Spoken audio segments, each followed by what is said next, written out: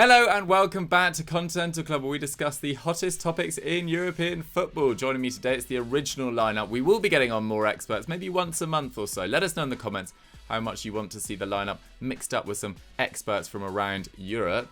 But it gives me great pleasure to introduce the original lineup, as I said today. Henry, how are you? Yeah, I'm really good, thank you. I've moved into my my housemate's bedroom to film this because there's building work. Upgrade. Yeah, it is an upgrade actually, but for some reason on the street there's now doing something on the other side of the house. So I'm cursed when it comes to filming for this show. However, it is always a blessing to be with you two. So yes, it's good to see you both. Oh, nice. Thank you very much. Yeah, it's a blessing to be with you too. McCubs, are you feeling blessed this Thursday morning? I'm feeling blessed. I'm hoping for more blessings. My right ear is not functioning at 100% at the moment. A little bit sore, so Recovering from the club. Yeah. You're just coming through the left ear today. Yeah. Otherwise, fine. And yeah, happy to be with you boys, obviously. Oh, look at this. It's an absolute loving to kick us off. Yeah. I'm in a good mood, actually. I just watched Lazio versus Spezia, the highlights of that on BT, and I'm loving the fact Serie A is back on BT. And probably shouldn't say that as a Sky employee, but anyway, here we go. And Felipe Anderson was absolutely brilliant in that game. After 2 completely dead years at West Ham and then Porto, he was brilliant. So go watch that if you haven't already. But today, guys, the transfer window has obviously closed. It was a crazy, crazy window, to be totally honest. I can't remember the like of it, to be totally honest. But there were some dumb moves. We want to call this the dumbest transfer of the summer is the title for this video. And Henry, there is only one place to start, and that's with what went down in the final hours of the window between Barcelona and Atletico Madrid. Please, could you talk about it from the Griezmann perspective? I mean, what's happened here, basically? Yeah, this was pretty wild. I mean, I remember a few weeks ago we thought this could happen. It looked like a swap deal between Barcelona and Atletico Madrid could take place with Sauniguez going one way and Antoine Griezmann going the other, but that went completely quiet. However, the Athletic, I think the day before, reported that Atletico were interested in a deadline day move for Griezmann. And sure enough, he has sealed a dramatic return to the Wanda Metropolitano, leaving Barcelona. Probably, I don't think he'll be shedding too many tears, quite frankly, at that. So this happened in the dying hours that La Liga had to extend the deadline in order for this deal to go through. I think at this point they just needed to help Barcelona out, quite frankly. Because everything really hinged on Sauniguez, him completing his loan move to Chelsea in order to free up funds for Atletico to pay for this salary. But anyway, he's back on a 1-year loan with Atletico covering his wages, although they are apparently reportedly reduced from the £345,000 per week he is said to earn after tax. And they do have an obligation. There's a bit of discrepancy whether it's an option or an obligation, but they do have an obligation to make the deal permanent for 40 million euros, although they can delay that payment to 2023 if they want to. Such is the bargaining power that they kind of had in this move. Why has this happened? It's because Barcelona, surprise, surprise, the finances are just really shocking at the moment there. We all know about it.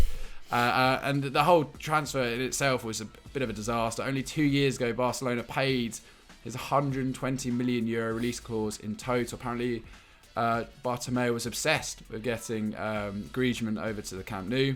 They apparently took out a 35 million euro loan in order to do that.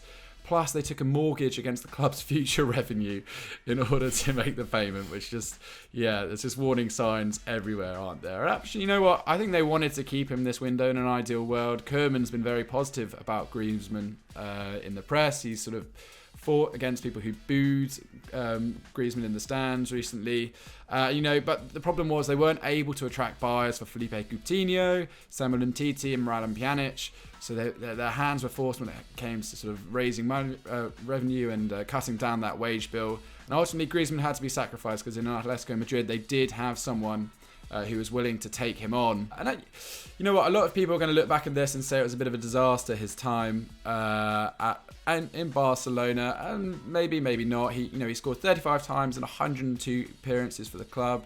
Last season, registering 20 goal involvements in the league. He was fairly he featured a lot in the league, didn't he? He played a lot of minutes over the 2 campaigns.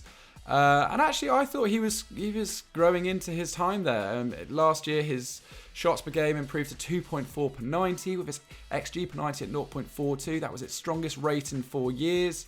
And he was a different player to the one that was operating at Atletico Madrid. If we look, he was actually getting a lot more involved. 56 touches per 90. That was his highest on average as a professional too. 1.8 tackles and interceptions and 3 shot creating actions per 90. Shows he was working quite hard for the side.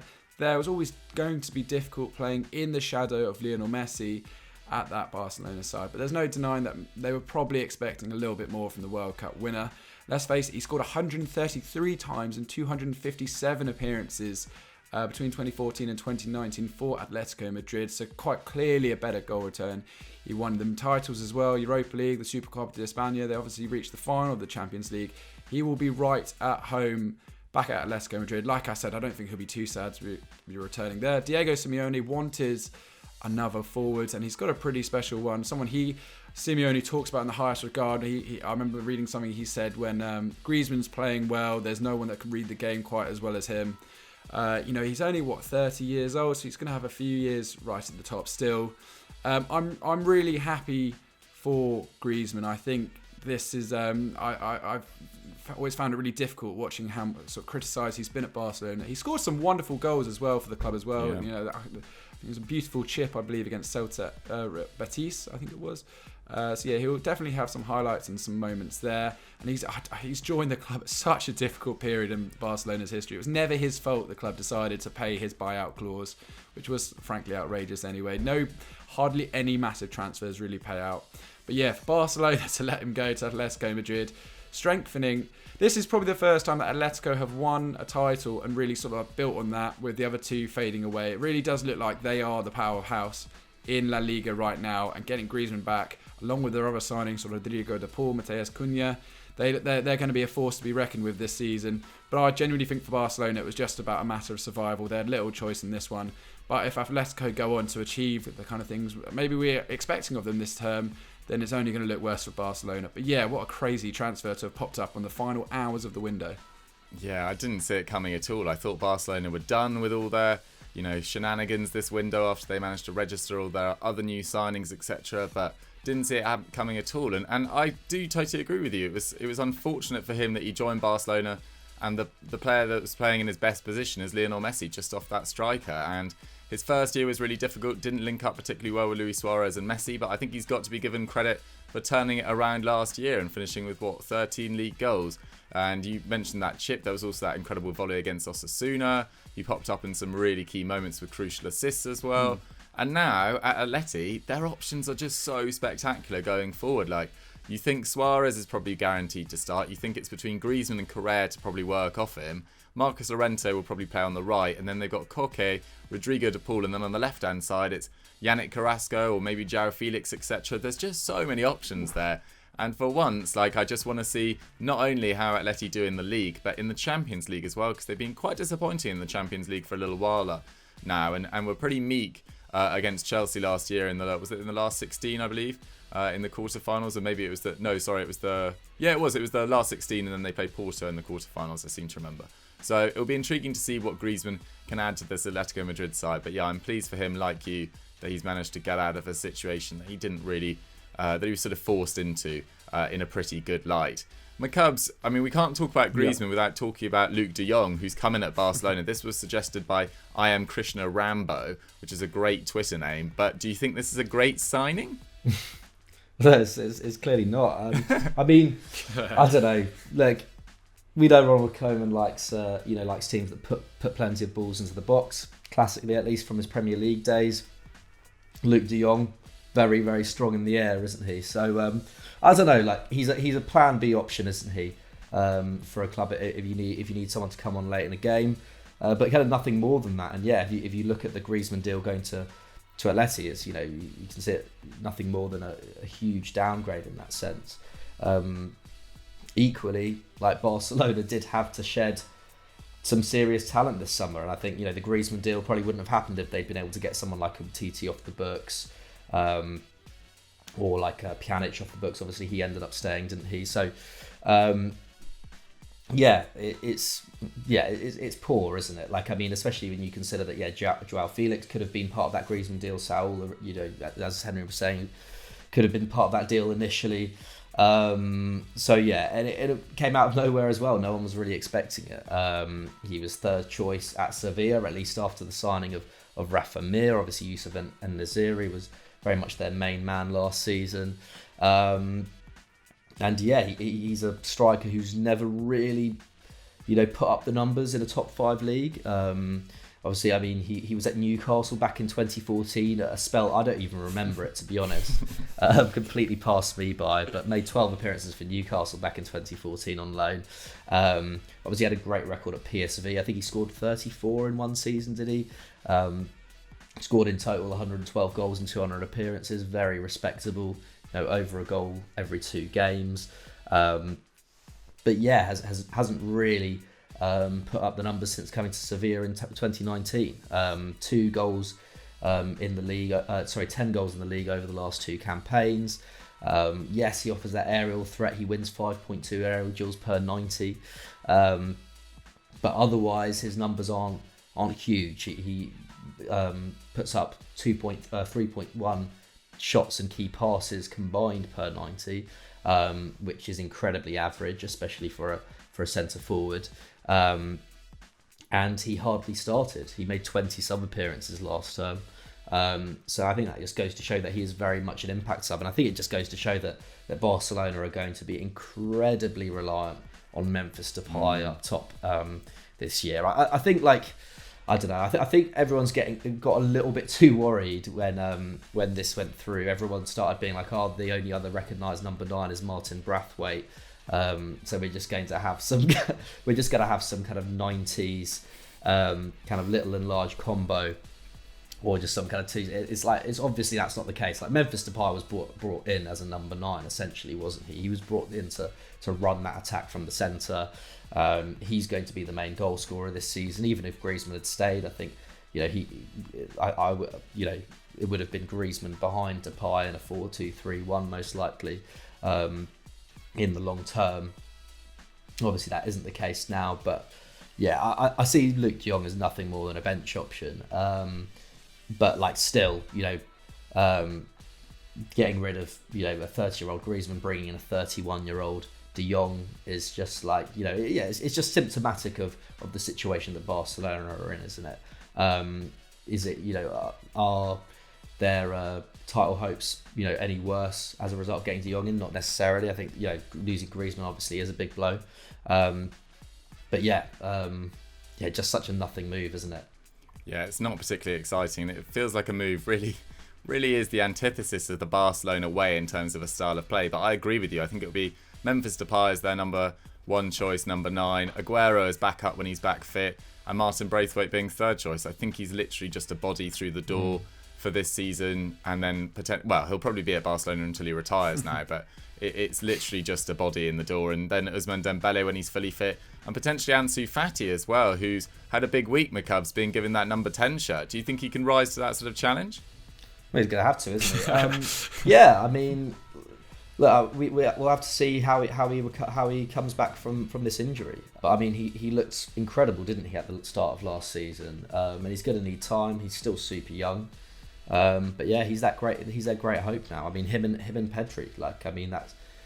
That's who the hopes are on, aren't they? I mean, essentially, kind of Ansu Fati's being given, will be kind of seen as the kind of heir to Messi in some ways, and Pedri is seen as the heir to Iniesta in some ways. I mean, not saying that they're going to reach those heights, but those are the roles that they're going to have to fulfill in terms of how the attack functions. I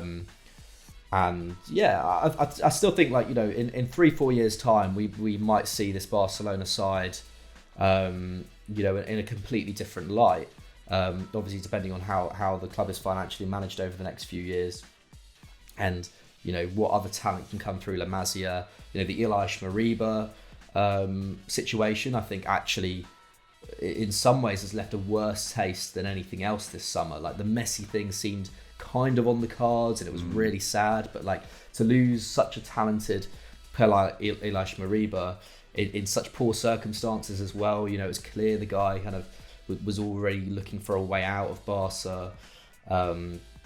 You know, before he'd even really had a run in the team, or at least had a few years under his belt, was quite damning on what, you know, on how young players potentially view their future at Barcelona these days. So I think for me that was more worrying. But yeah, so no, hopefully Ansu Fati can live up to the billing. Oh, yeah.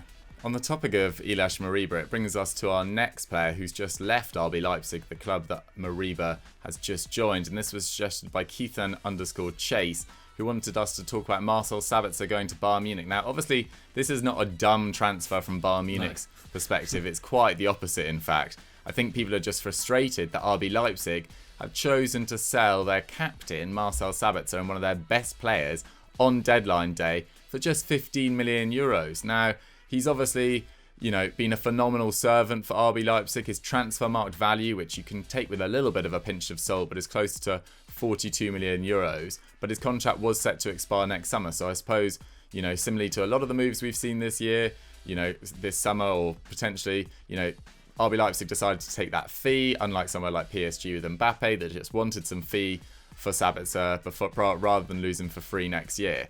Obviously, the issue is that, well, the issue in terms of how this looks is that Julian Nagelsmann has already gone to Bayern. Dayot Upamecano has already gone to Bayern. In the past, they've taken Joshua Kimmich as well. And it just feels like that while Dortmund have sort of managed to prevent Bayern from constantly nabbing their best players, like we saw with Lewandowski and Götze a few years ago, it's now RB Leipzig are literally just straight feeding Bayern all the best players from their side. And it's just making that gap at the top a little bit too predictable. Obviously, I think Dortmund would have had a better shout of closing that gap this year if they'd strengthened with some serious central defenders. And I don't really like and don't really understand the decision to sell Thomas Delaney as well, one of their more defensive-minded midfielders, when attacking transitions is what they've been so, you know, struggling to deal with in the last couple of years as well. And if Dortmund sorted out that defence, they've definitely got the attacking weaponry to get pretty close to Bayern Munich this season. And with Bayern Munich shaky in defence since the start of last year in particular, that could have been a real point of difference, just really shoring up that defence. So whilst I like the signing of Daniel Malen, I'm a little bit confused about why they didn't go and sign, you know, a Sven Botman or someone of that ilk, or a Duje Chaleta-Sarr or someone from Marseille. But anyway, let's go back to Sabitzer, because that's the issue at hand. He obviously played, you know, for a long time at RB Leipzig, came up through the leagues with them, nearly 230 appearances for them, 52 goals. It's going to be difficult for him to break into that starting duo of Joshua Kimmich and Leon Goretzka, but he gives them real world-class depth in that side and lets them play 4-3-3 if they want. He can play as a 6, he can play as an 8, he can play as a 10, he can play on the wing. He's just a credible depth for a midfield that, with Corentin Tolisso, Michael Cuisance, who I don't think left in the end, you know, and Marc Roca as well, not the best depth in central midfield, whereas Sabitzer, phenomenal. Like, goal involvement every 186 minutes across his Bundesliga career. That's only just ahead of Kimmich, who's got a great record of a goal every 187 minutes. That's goal and assist, I should say. And Goretzka, who's 196. Takes 2.5 shots per game compared to Goretzka's 2.2. Although you'd think he'd probably have a little bit more defensive responsibility than he had at RB Leipzig, given the plentiful attacking options that, you know, he's going to have in front of him at Bayern Munich. He's also just, like, he works particularly hard as well. He's got good defensive output as well. You know, touches in the opposition box are very strongly as well. 18 challenges per game. He wins 49% of them compared to 17 for Kimmich, but only 20, pales in comparison to the 25 put up by Goretzka as well. So slightly different style of midfielder, but, you know, he's got a great range of passing, got an eye for goal, can take set pieces as well. It's just a dream signing for 15 million euros. Like, weaken one of your closest rivals, bring in Sabitzer. He already knows the manager. He's played with Upamecano. It's really just like the perfect signing on deadline day. I don't think it could have really been topped. So pretty gutting from an RB Leipzig perspective. And yeah, pretty dumb from them, I would say, as well. Although maybe the financials just forced their hand slightly on this. Speaking of the Bundesliga macabres, Josep Brekalo has made a slightly strange move. This was suggested by @CarlSaid3.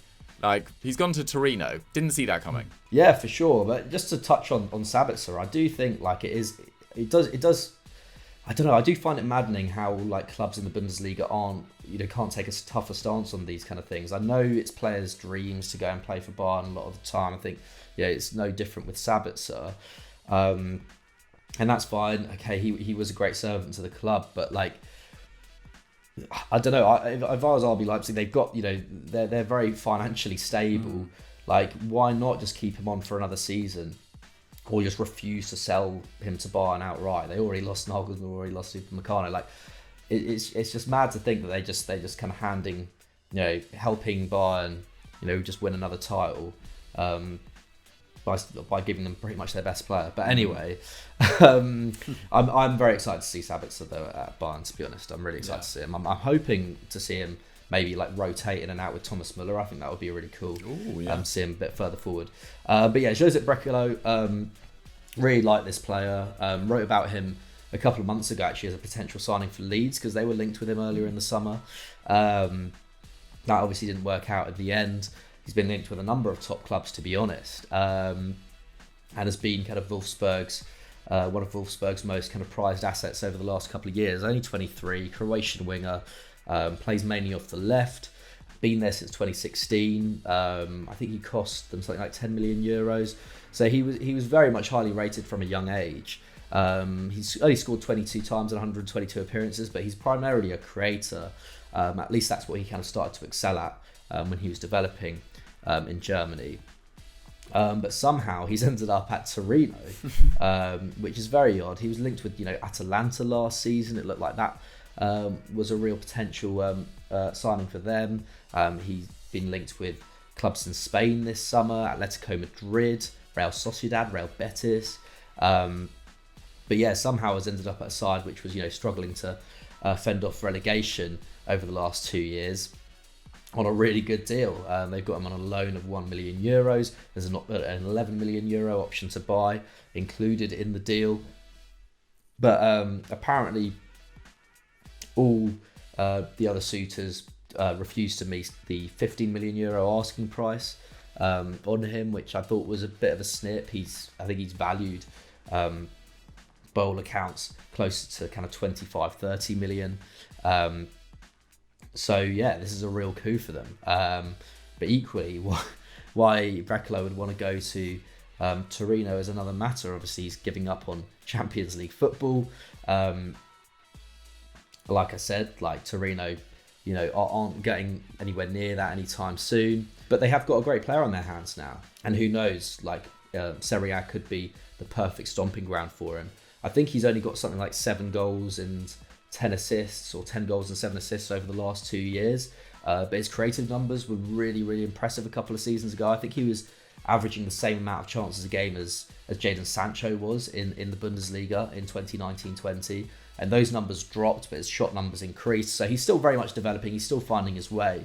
But he's a superb dribbler. He's got a really low centre of gravity. He likes to cut in. So yeah, this is definitely a guy who could cause Serie A defences some problems. I think he completes something like 7.1 progressive carries per 90, which is verging on elite. And last year ranked 8th in the Bully for shot creating actions. The season before that. So there's a really exciting player in there. It's just a shame that he didn't make a step up from Wolfsburg. That's what it seemed to be. I know Leeds aren't really a step up from them, but it would have been interesting to see him in a Marcelo Bielsa team. It would have been amazing to see him at Atalanta if that move had happened last year. Feels like a kind of player who would be perfectly suited to a team like that. Very hard working, very fast. So yeah, this is a really odd one, and from a Wolfsburg perspective, it seems weird that they were that they ended up having to let him go for less than their asking price, or just a bit disappointing really. From a Brekalo perspective, like a pretty poor career move, I think. From a Torino perspective, yeah, great. Like they've got in a really exciting attacker at a pretty good price. So yeah, definitely I think from a Brekalo perspective, this is quite a concerning move, but we'll see. Yeah, I couldn't agree with you more. From a Brekalo and Wolfsburg perspective, this is close to being the dumbest transfer that they have, considering the fact they're playing Champions League football, will have those extra games. Wolfsburg have actually started this season really well under Mark van Bommel. I think they beat RB Leipzig last weekend, but a player of Brekalo's quality, would definitely have helped them with the amount of games they've coming up this year. Let's go over to France now, Henry, where we are going to talk about Montpellier's business, which is a little bit concerning. And this was suggested by Euro Expert as well, who knows a lot about Ligue 1. Go follow him on Twitter. He makes excellent short-form videos about various transfers. But Henry, you and him agree, Alex that is, that Montpellier's business is a little bit troubling. Yeah, absolutely. Just on a quick note, thank you to Ralph Drummond for sending in the Griezmann suggestion. A lot of you sent in Griezmann, surprisingly so. But yeah, Ralph's one was the one that stood out, I thought. But yeah, the Montpellier business is really bizarre. I remember watching sort of like the transfers go on, and then you saw Andy Delort move a few days ago, and then on deadline day, Gaëtan Laborde, he moved. These are their two main centre forwards, Montpellier. Last season, as a centre forward pairing, they scored 31 times between them in Ligue 1, which is exactly what you want from your sort of strikers up top. That's over 50% of Montpellier's return. They've bagged 25 million euros combined for the two sales. Delort joining Nice for 10, and Laborde heading to Rennes, who've had a brilliant transfer window actually on deadline day for 15 million euros.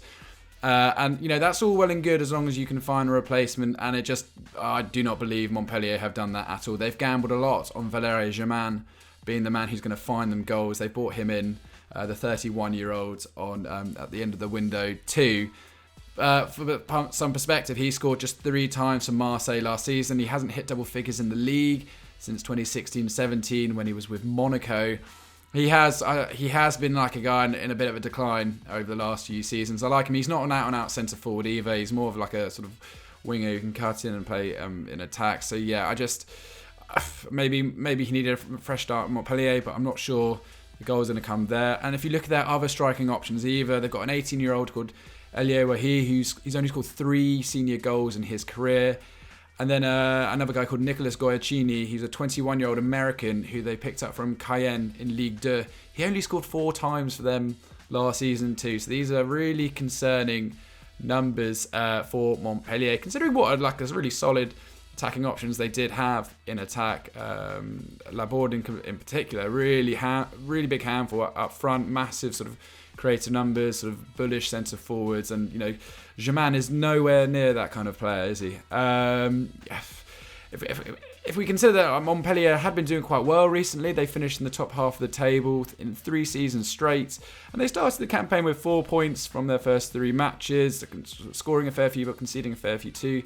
This transfer does really feel like a backward step in progression for them. I'm quite concerned about how they're going to do this season. Ligue 1 is quite a volatile league. It's not always easy to maintain your position.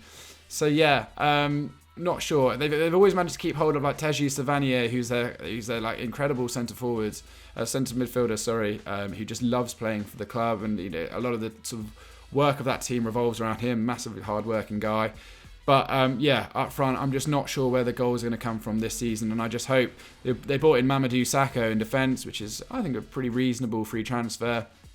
But yeah, I wouldn't be surprised if come January we're looking at this side as someone who are in a desperate situation, because I just don't see where the goals are coming for Montpellier. Oh, worrying times, Montpellier fans. Yeah, look out. Doesn't look great. The next suggestion was by De Real Chris. And it's Edin Dzeko, and I actually personally don't actually agree with this as a particularly dumb transfer. Like, obviously, going into this window, they had to cut losses. They got a massive fee for Romelu Lukaku. I think he slightly snakes them with the way he did it, but they must have been willing to accept that sort of fee as well. Having said he wanted to stay at the club, etc., they got a good fee for Hakimi. Their 2 best players obviously left from last year. That's a massive loss. But considering that, I think their window is actually quite impressive. Calhanoglu's hit the ground running. Dzeko, who are coming on to in due course, has hit the ground running. Joaquin Correa started really well as well. Matteo Darmian started quite well as their right wing back as well. Got Denzel Dumfries to come in as well.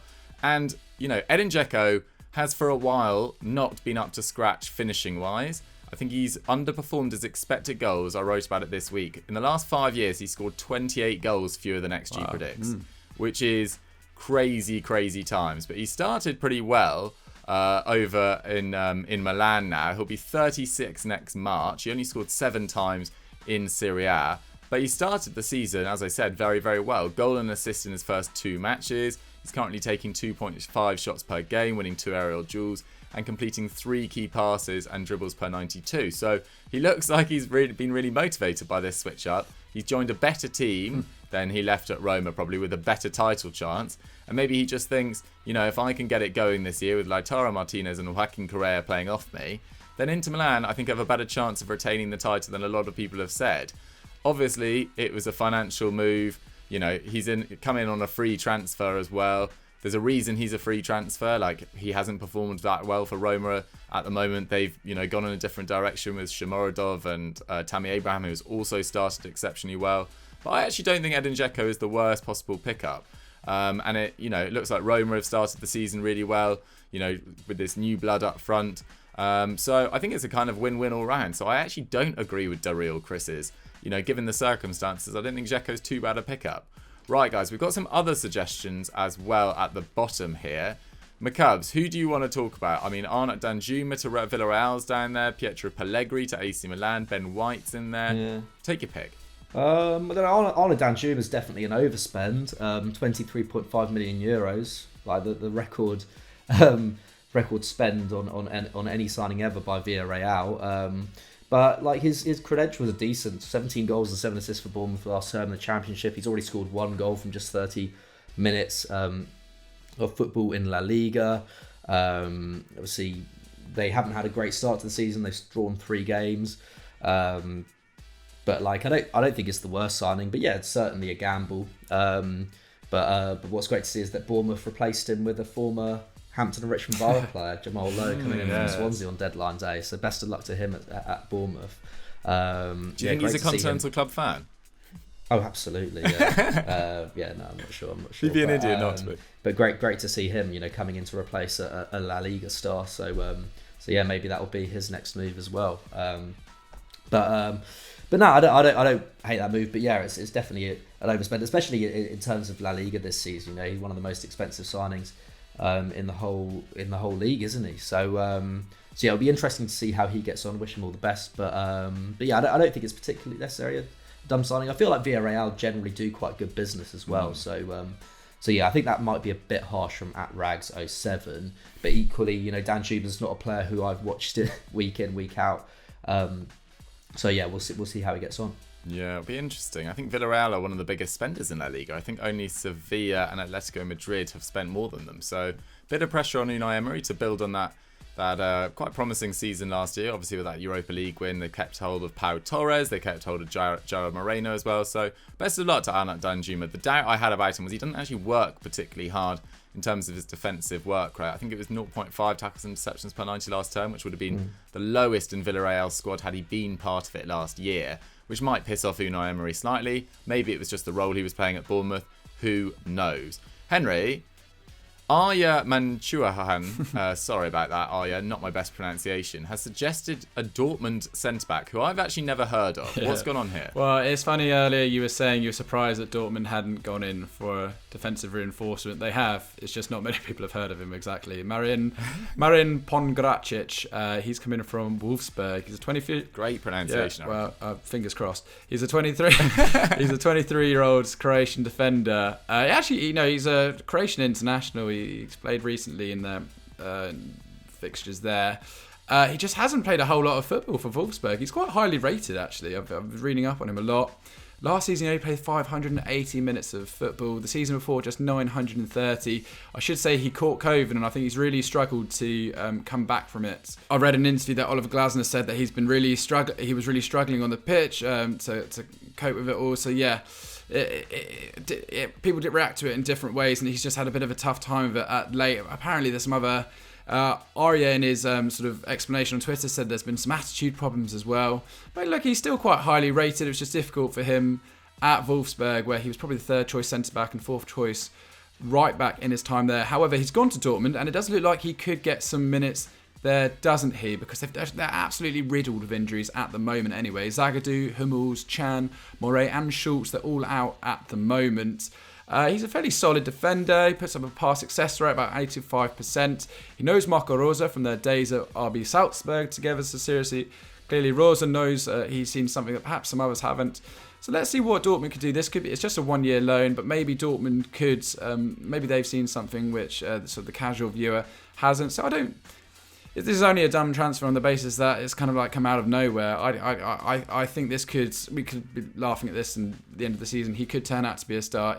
Maybe this is his season to really come through as a top professional and get the minutes under his belt that he really needs.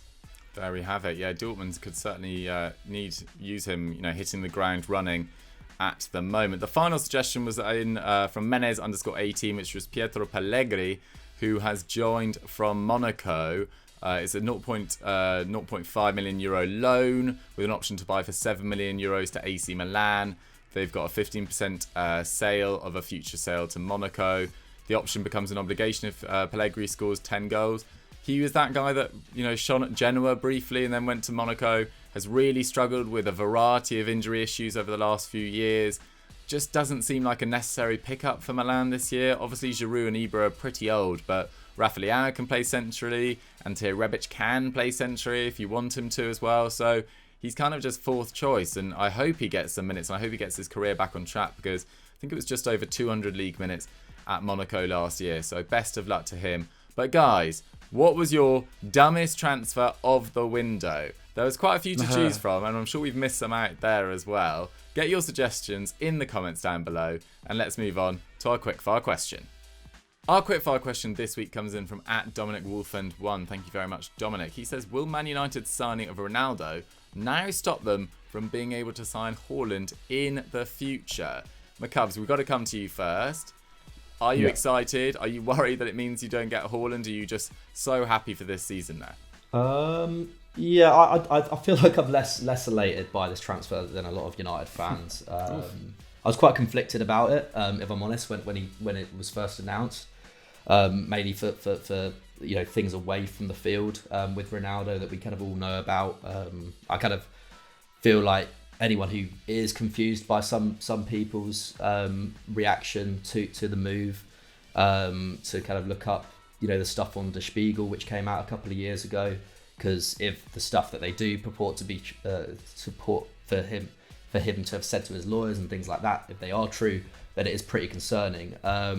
So for that reason, I was pretty conflicted about it. I think in terms of United's business, it did seem like a panic buy. I know there's a lot of romance around him returning to the club and things, but this is a player who was seemingly very ready to sign for Manchester City, and only at the last minute changed his mind. So it was a last minute deal. Will he improve that attack? Undoubtedly. Will he score loads of goals? Undoubtedly.